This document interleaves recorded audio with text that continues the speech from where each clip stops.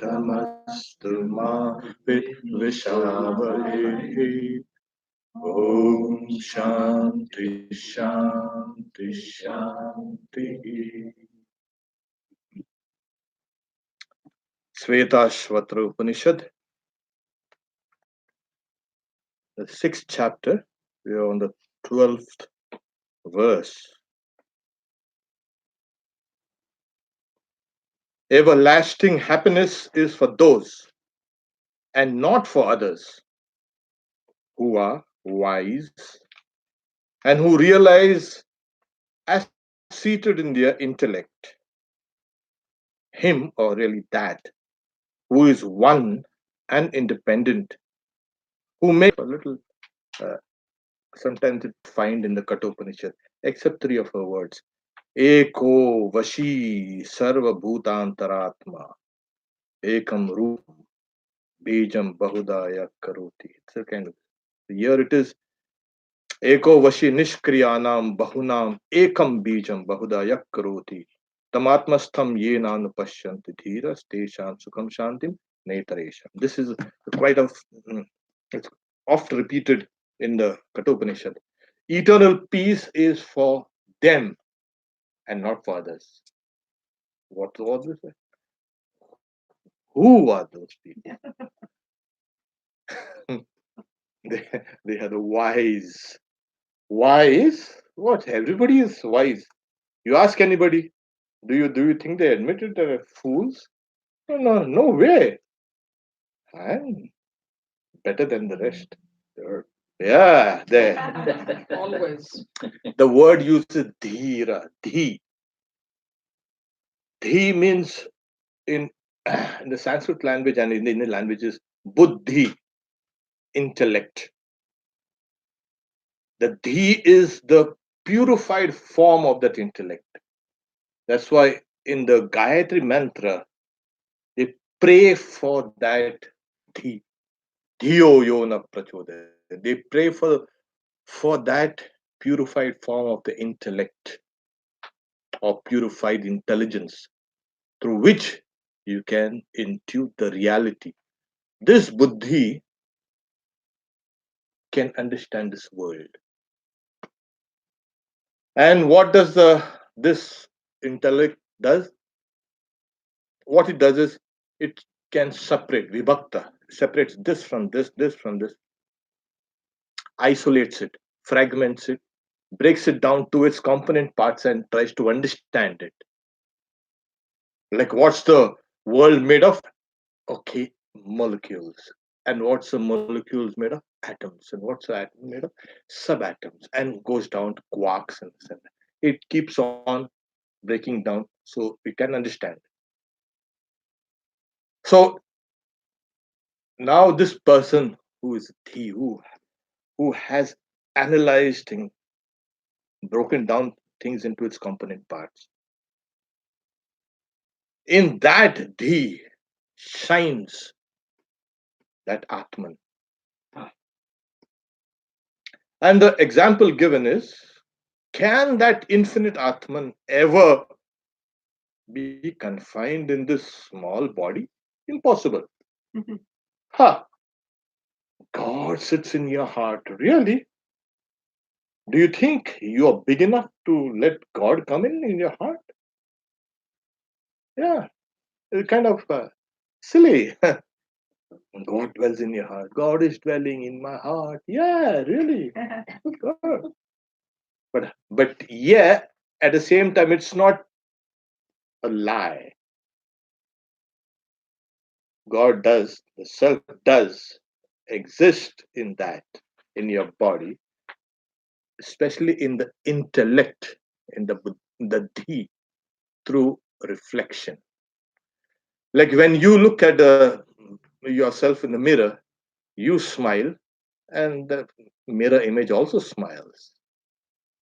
It's very difficult for you to separate this idea that I am different from that. That is actually not smiling. That is actually not me. Oh, this is the power of adhyasa projection. Tremendous. The whole of Your Vedanta philosophy, not the whole part, rest on this adhyasa, this superimposition. You look at yourself in the mirror, and then can you really at that time saying, no, that's not me? Yeah. So that's the way that infinite reality is reflected in the thee. Have you got this clear? Okay. Now, another example generally is given in the Upanishads also. Like we have these lights burning. Where is this light reflected most? Well, you can see kind of glass surfaces. Yeah, this it's reflected more. Not in wood. Oh, no, it's not much. Not in metal. No, less. So in this whole body, we have different dhatus components, and the finest is that that intellect. That's why it's reflected there most. It actually, you can intuit it there most. It's reflected everywhere, but it is there where you can catch it. So here you're saying Eko Vashi, there that one. Constantly this has been the refrain of this sage called Svetashvatra. Eko Deva in the previous verse on the 190. Eko Deva Sarva Bhuteshu Buddha. It's like one. There is one. There are no two. But what about 330 million gods that we have, plus all the other gods, all those which humanity had dreamed and worshipped in our 200,000-year-old journey? We had worshipped many gods and discarded many gods. Yes, we forgot many gods. If you include that also, what about all these gods? No, there's one God. Everything is a manifestation of that one. Manifestation? How do you mean manifestation? Does that mean that one God becomes fragmented? We don't want to worship such a God, fragmented God. Oh, no. Well, it's fragments through Maya. It appears fragmented. It's not really. Otherwise, what's the use of, after all the trouble of realizing God, and is saying, God is saying, my one part is there, one part is there. Oh, no. So so there's one ekam. Why? Because that's the reality. Reality is better to have one reality than to have two realities. Vedanta discovered it long time ago. And besides, the sages also have discovered it. When Sri Ramakrishna went to Benares and he asked Trailinga Swami, who at that time had taken a vow of silence. Monks do that now and then. I think I should also now and then take a vow of silence. uh, so he was a great soul. Right. I think yesterday day before yesterday we were discussing Trailinga Swami. He's the one who lived 300 years. Yeah. Yeah, that's what I was thinking. It was actually, they say it is Telangana Swami. He was from South Telangana. And he had What come. did he just say? Trees? Yes. Yeah. So he was Telangana, and then it became what is called as Trailinga Swami. Right. Tri is three. So anyway, so Sri Ramakrishna himself cooked porridge, fed him. And that is like feeding Shiva directly. Ramakrishna asked him, "Is reality one or two?"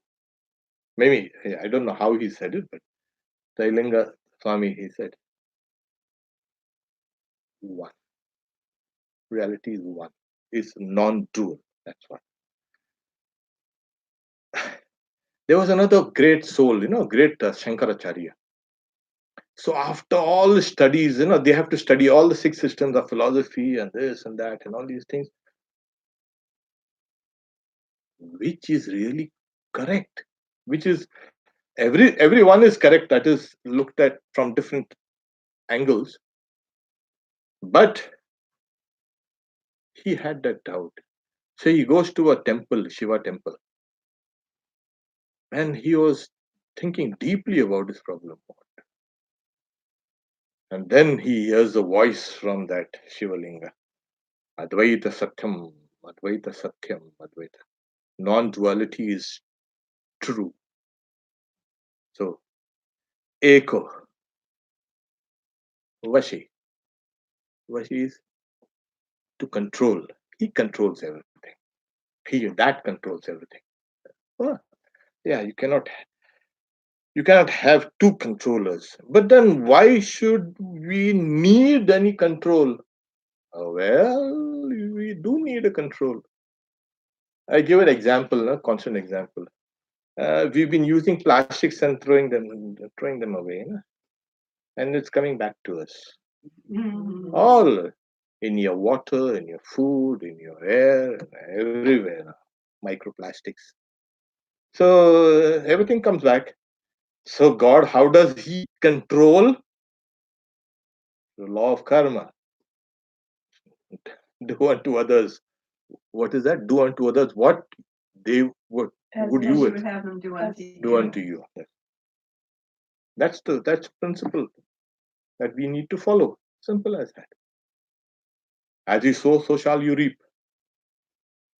So it's not sitting down there. What's this guy doing? What's this guy doing? What's this thing?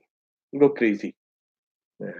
There are people who say, Swami, that Swami can read minds. That's why I'm frightened to go there.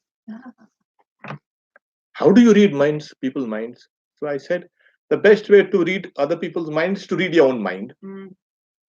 Huh? Yeah. You don't know your own mind, so you don't know other people's mind. Oh, is that the way? I say, yes, is that the way? I was joking, but then I had to say a blunt truth. And then I said, well, if that Swami has to read other people's mind, that Swami will go crazy. Imagine all the rubbish in people's minds, and he's going to read all that. So, that is not the case, and that's not encouraged. So, what is so? One controller, how does that being controlled? Through certain laws of nature. That is. So that's kind of set it in motion, and then you get exhausted with doing a particular thing. You get exhausted. You eat the same food every day for a week and see how exhausted you get, how disgusted you get, how bored you get. Those are the kind of levers that God has put inside. You can't get this thing every day. You can get all your goodies every day of the week. Those who are rich will become poor, those who are poor will become rich, those who are famous will go down. And we see this whole thing happening in this world. Everything runs down in waves, up and down, up and down. So all these are controls. You can Nishkriyanam bahunam ekam bijam. So here it's actually a single seed of the many which are actionless. Everlasting happiness is for those and not for others who are wise and realize the seat in their own intellect. So one seed becomes the many. We can see it uh, like the other Upanishads also say, Eko ham bhavisham. I am one, let me be many. In the Bhagavad Gita also, in the 11th chapter, Arjuna wants to see the divine form of Sri Krishna. See, you can't see this with these eyes, fleshy eyes. You've got to have divine eyes. And I'm going to give you this divine eyes. So here he has given this divine eyes to Arjuna. But the one who's relating is not Arjuna. The one who's relating is another guy sitting in the palace, not on the battlefield, outside the battlefield. Sanjay. Sanjay. He's relating this whole episode to the blind king of Dhritarashtra. So you have two people with divine eyes. So even Vyasa, the great author of this Mahabharata, he had given the divine eyes to Sanjay. So he's seeing the same thing what Arjuna is seeing. So it's correlating this. That's the Dhi. No, that's a Divya Dadami Te Chaksha. Divya, divine eyes. Not Dhi. No. So here he's seeing Arjuna, Arjuna is seeing Shri Krishna, and then suddenly that Shri Krishna, who is just nothing but a charioteer, sitting on the chariot, because that was the agreement. He sees him getting transformed into the universal being, Vishwa Rupa, the form of the universe. And then Arjuna is so ecstatic. Everything is in the body of God, Sri Krishna, and the body is expanding. The bright side and the dark side, and the creation and preservation and destruction, the whole thing. And then he gets frightened. No, I don't want to see this. I just want to see your old form. And then Sri Krishna laughs, and all the other forms disappear, and his divine form in the Somya Rupa, that well known form that Arjuna was used to see, that appeared. So there's one seed or one source or one common ground from where everything emerges. So that he makes all that. Song is the word Virat. Dhira, aha, Dhira, Dhir, All the things in the cosmos is the Virat. Virat. Oh, yes, sorry, Is Virat. that what you're talking about? Yes. Now, to experience that Virat, Sri Ramakrishna had experienced it. Many contemporaries also, the direct disciples have witnessed. The whole body of God, this whole universe is the body of God. That's the, yeah, that's the Virat. This is in Vedanta. It's say this waking state consciousness also perceives this universal form of God, which is called Virat. This same form is called Hiranyagarbha, and that's the same form is called Ishvara. Of course, that's a different uh, this different line of inquiry, but just know, yeah, it's called Virat. Virat means that which is extensive, the universal, as though you said, the universal person. Everything included, nothing is left out. Yeah, exactly. So, like you have uh, trillions of cells in your body. Each one is belongs to you. So similarly, the whole universe is, we are all cells, small cells in the body of God. Everything that is plant, trees, birds, animals, everything. So that's the Virat. This year, as we've seen, uh, one seed or one source becomes so many. So one magician goes to the king and say, he twirls his fingers and saying, how many fingers are there? Saying, see. And he keeps on twirling them, and it twirls so fast you can see them to one. So the many become one, and the one becomes the many. Like there's a book, I think, Ashokananji lecture, When the Many Become One. Remember? Oh yeah, I think you what? Yeah, yeah, You get a pamphlet. yeah. You get a pamphlet. It later on published by Advaita Ashram, When the Many Become One. So when the many become one. So from that one seed, this whole diversified universe comes out. So from that one tiny seed, you take an acorn, all these things they come out. Yeah, this huge trunk and these huge branches and trees and twigs and yes, so everything was in that small seed. It was in a potential form. It all emerged. So it emerges out there, and then he's saying, "Tam atmastham."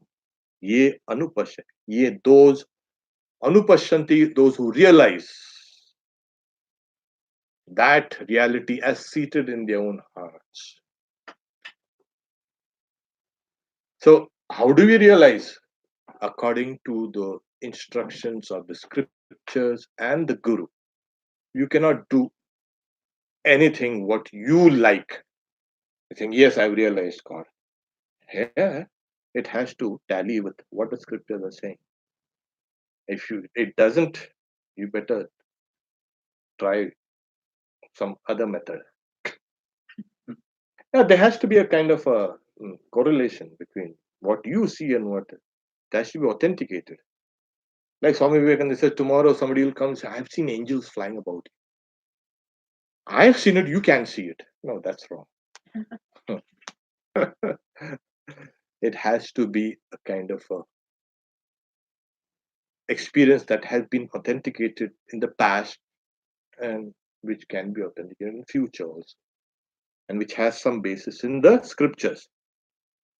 Tam, that Atmastham, Atmastham, stha is to be stationed or to exist in that, in one's own self, in the heart. Why don't we come out this side and we can sit down, but that will get crowded there. It's okay. Ah. So they anupashyanti, they see. How do you see? Do you this? These eyes cannot see. It's a kind of a metaphor. Actually, you see with your intellect. There's a long sequence of, you can say, teachings which is found in the Brihad Aranyaka Upanishad. When a person, how does a person see? The person walks, talks, goes about, works, comes back by the light of the sun. When the sun has set, the light of the moon. When the moon has set, the light of the fire. The fire has set, the light of the stars. The fire has set. Light of the fireflies, probably. Then how? Then it turns, it becomes by sound. We have this echolocation. Bats, they send a squeak and it comes back. Even human beings can. Hello. Hey. It comes. Oh, there we are. That's a mountain. That's a valley. So we can, in fact, we can detect a little. So sound, we can see things through sound, as it were, experiencing.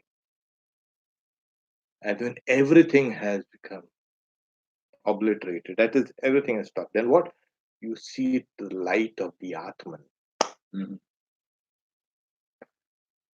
This is the Antar Jyoti Brahmana in the Brihad Aranyaka Upanishad. What serves as a light for man. So that is what. How do you see? Anupashyanti. What do you see? Those people, those intelligent people, that is, who see in their own selves. That, as we have explained what it means, how do you see it? For them is eternal peace and not for others. There you are.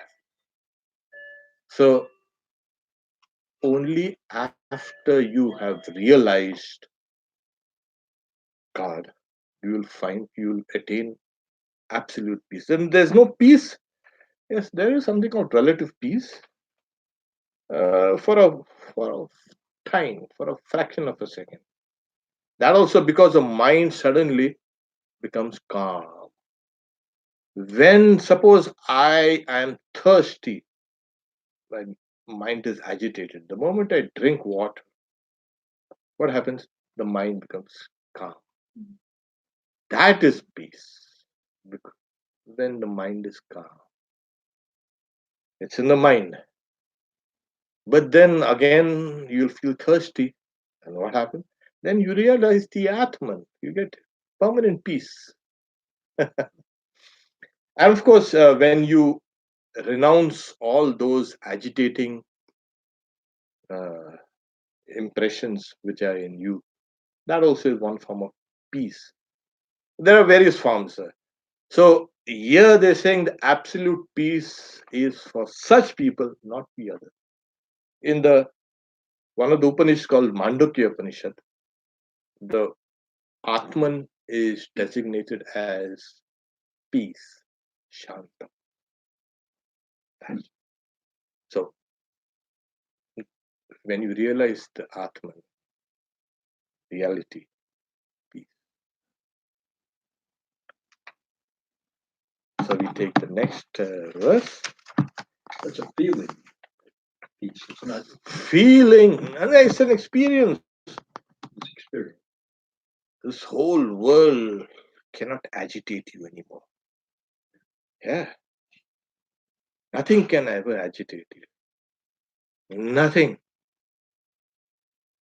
And it's so profound. There's just an experience of that, so profound. It will change every perception and every conception you have of yourself, of the reality and the external world. But is it feeling or is it knowledge? Is it yana or is it yoga? Knowledge. No. It's not a feeling. Feeling is more on the, you can say on the limbic system, emotionally. I feel it. This goes much deeper. Gotcha. Yeah. So it's the same in the same strain. Yeah. What is difference between two pieces? Like one piece, we say if you calm down, then only you can get into samadhi because all that agitation doesn't let you settle down. Yeah. And Yeah. and then the Yeah. final is also peace. Yeah. And this is also we do with our prayatna. We get to peace stage. Yeah. But that peace, I think it is God's Yeah. grace. That's not grace. It's an experience. See, every mantra we end with Om Shanti Shanti Shanti. Om peace peace peace. What is this peace?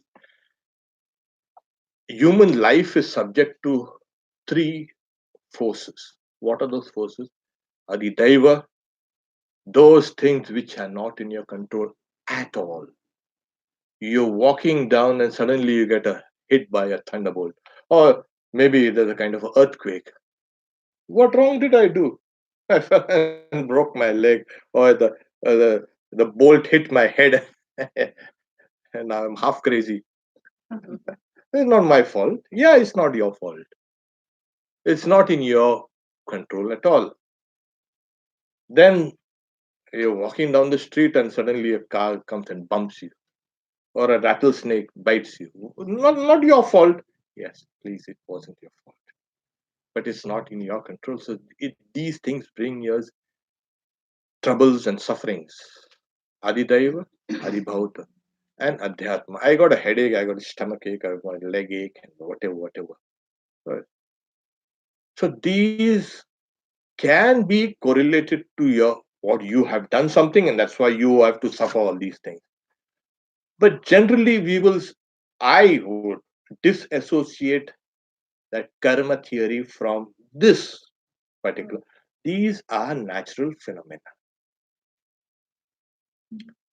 Nature is constantly transforming. You will get earthquakes. You might get a lightning bolt, or something might come and hit you on the head. Uh, These, when you live in this world, there's always these things, always there, nature. So unfortunately, you were subject to that. Don't call in all God. Oh God, why did you do that to me? Why did you? Why do you have to blame God for this? Or what wrong did I do? You don't have to. This is part of living. So we've been taught This, karma. this is yeah. This is that's on a different level. For these simple, keep this explanation as rational and as simple as possible. When you are driving a car and you've been driving a car for 20 years, the law of averages say one day you're going to bump into something. Is that right? Yeah. So are you going to blame your karma? Are you going to blame God or blame what wrong did I do that I bumped somebody else bumped into my car? What? That's a law of averages. Don't bother about all these things. So in order to lessen the impact, then we say Om Shanti Shanti Shanti. There. Now there are some unseen things which are there in the universe. There is that swasthayana, that yagna. That's another kind of a worship can be done. So to reduce the unseen effects, there are unseen effects. Now where's the unseen effects? Yeah, they come to you. This is karma proper. You know. Now in Vedanta, in Indian philosophy, is called adrishya or apurva. Adrishya in the Nyaya and apurva. That is, I have done something, I've set in motion something, and that thing will circuit the whole universe and come back to me. Remember the plastic bag that I had thrown? It's now come in my food as microplastics. So it's come and it's going to kill me now. So, yeah. Oh, yeah. But be careful to throwing over there. So we set in motion certain things, it goes round the universe, comes back, sometimes enhanced, sometimes diminished. So how to ward off those things? There's this swasthayana, this thing. But then, so what do we do then? Better do your japa. Mother says, where you're supposed to get a wound as large as a plowshare, you get a pinprick. You do that. So you can counteract one karma with another. Yeah. It's called also the prayaschitta. I have done something and I'm feeling guilty about it. I'm feeling bad about it. What do I do? Maybe I'll go to a priest or maybe I'll go to a monk. What do I do? I did something wrong. Well, you go and every morning, early in the morning, bathe in that river and come on and do 10,000 repetitions of God's name. Can't it be reduced? Yes, it can be reduced. Reduce it. Okay, just 108 times, and you have this, and I have a 3 days fasting. You this. There are various prescriptions given in the scriptures. One karma can counteract the other. Otherwise, you would have been like an automaton. Oh, I'm bound just by what I have done. No, it can be cancelled out, counter. So that's the idea. So karma, and then oh, we were supposed to discuss about karma. Remember? But then Denny isn't here, so we'll take it up next time. Last time we were. So on this 192,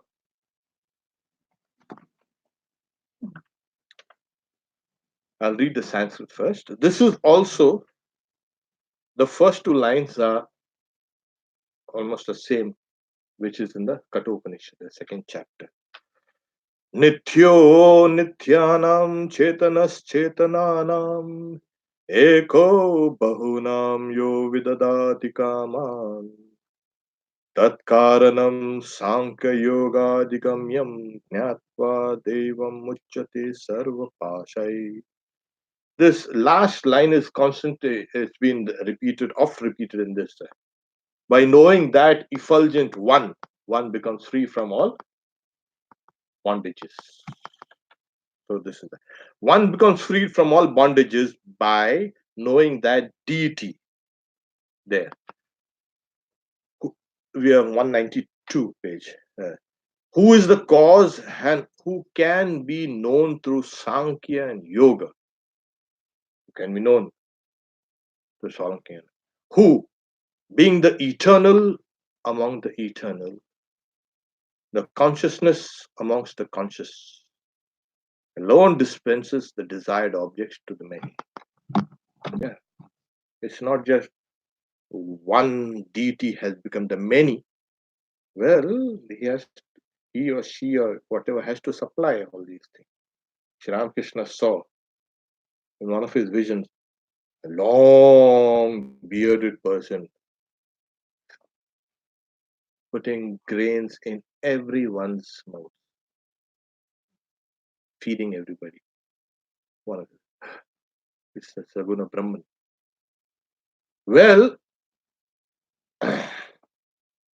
if you are the mother of the universe, yeah, you got to look after everybody.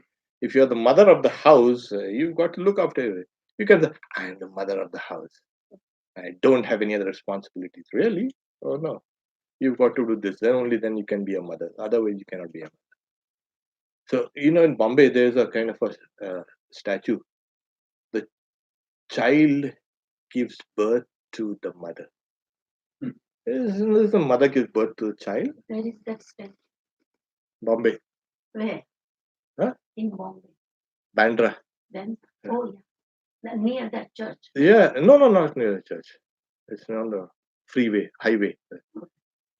The child gives birth to the mother. Yeah. Excellent. If you're a mother, if you are God, you just can be, I'm God. Yeah, you got to look after all these things, everybody. And that is what Sri Ramakrishna says. God can listen even to the footfall of an ant. Yeah. God has to know. He has to feed all these things, take care of all these things. And God is a tough job. Oh, yes. So he feeds everyone, takes care of everyone. And for God, there is no something special. For human beings are special, nothing like that. We think that, oh, we are special. You see how we have destroyed all this, the whole environment? We are special. We are the top predator. Yeah. And we've destroyed the whole, almost destroyed the whole universe. And when the others are destroying, hey, wait, there's fire in the Amazon. And wow. See, that you don't do that. But you were doing all that for hundreds of years. Suddenly now, there's a great growing consciousness that we will be alive when the environment is alive, safe. We are both connected. We cannot have, or we'll have to run to some other planet probably. Need money. Oh, we'll have plenty of money, don't worry. You need a will. So, so one becomes freed from all bondages. So here it is.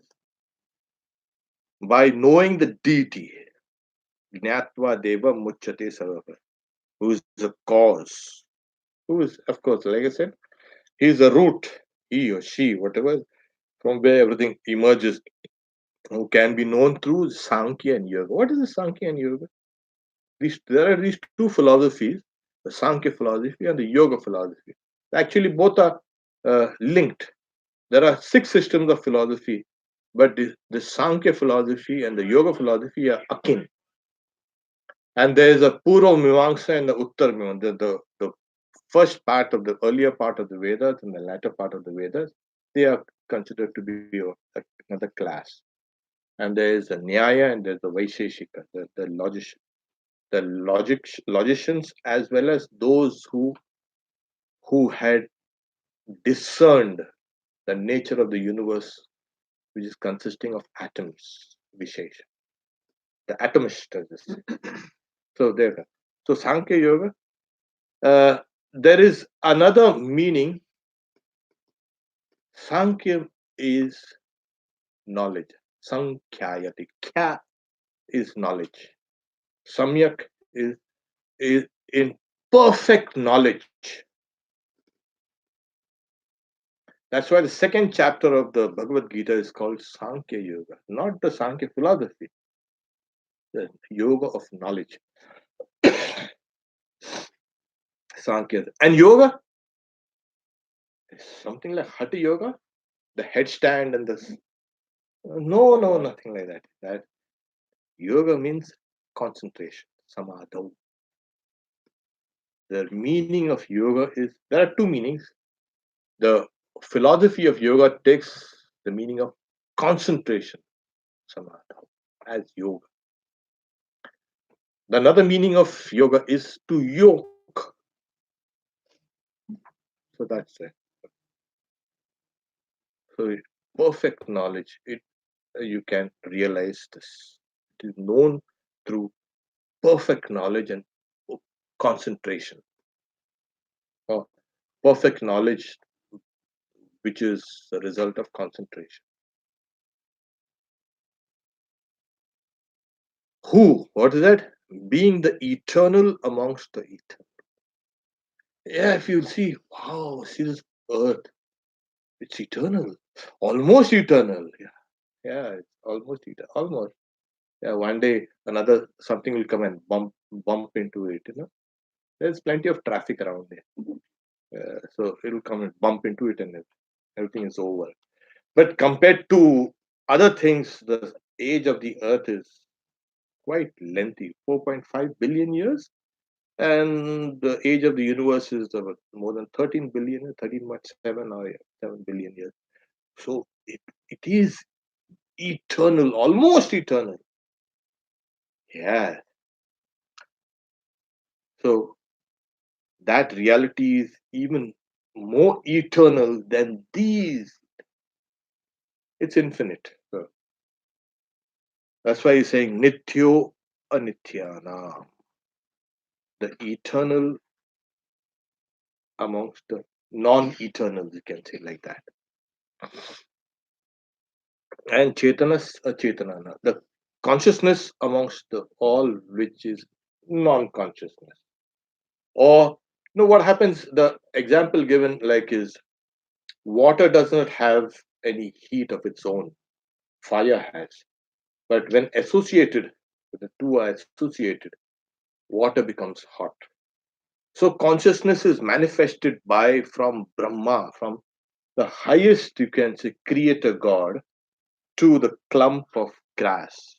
Brahma Stambha Parayant. Consciousness is manifested in different degrees by all the beings. It's actually the evolutionary sequence. So that reality is more conscious than all the other manifested consciousness. This is the meaning. And we have seen the consciousness amongst the conscious. That reality alone dispenses the desired objects to the many. The desired object. So sometimes you think, I wish I had this. And after a couple of days, you get that. Oh, wonderful. It's like that wish fulfilling tree, Kalpataru. We have this celebration. Sri Ramakrishna became the wish fulfilling tree. It's very difficult to live under the wish fulfilling tree because you might wish something wrong and then take it. Sri Ramakrishna himself gives the example. One person was traveling and he was so tired he rested. And I wish there was a soft bed. And then a bed appeared. And, he lay on the bed and thirsty, hungry, and food and drink appeared. He ate and rested now on the bed. Ah, my feet are tired. I wish one damsel would come and press my feet. And then it's gone. The damsel comes and the person is in bliss. Ha! What if the tiger comes? Oh. And the tiger comes and eats. So you got to be careful what you wish. So what do you wish? You're going to get it, you know. Okay, this guy wishes, yeah, take it. He wants this. And at times we have been wishing wrong things, you know, saying God is a wish fulfilling tree. When I was young, I wished some other different things. And now I'm older, and all those things are stupid. But what if those which I wished now they're arriving? God, all useless thing. So this is how we make mistakes. We think that this whole world is can be purchased by this gingerbread which I like. I got a gingerbread. I love gingerbread. There's nothing in this world like gingerbread. I can purchase the whole world with the gingerbread. After the person boy grows up, boy or girl grows up, oh, well, gingerbread, there's nothing. I want something more. Okay. So we are graduating in our desires and we are getting caught in that. I think we can stop here for now for the take the questions. If you review just one thing, Swamiji, you said it's D,